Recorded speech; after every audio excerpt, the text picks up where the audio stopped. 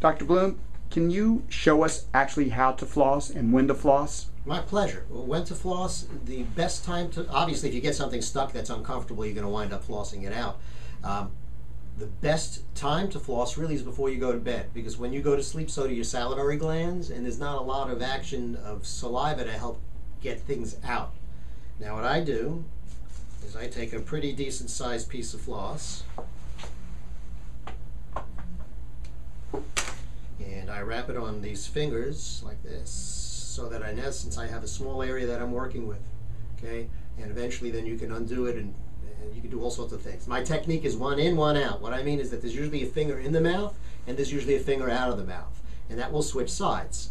So if I'm doing the lower left here, here, here, here, and by the way, the amount of time I'm spending is all you need to do. I know that there's some people, 30 times on this side. You can do that, but when I'm done here, I'll explain why that's not really necessary. Okay? Then I would switch. And this finger becomes the one in the mouth. Go around the rest of them. Upstairs, right in the middle. Here, here. Up. Simple.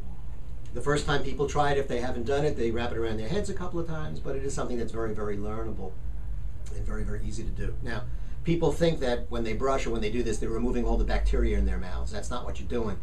Bacteria is actually a very organized complex. I kind of equate it to like an anthill.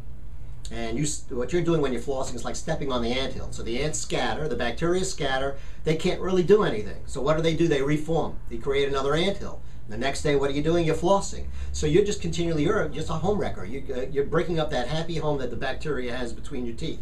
That's why you don't really need to spend tons of time in there, but you do need to get in there. And obviously, if there's any physical stuff that is stuck there, that needs to be removed too. All right, thank you.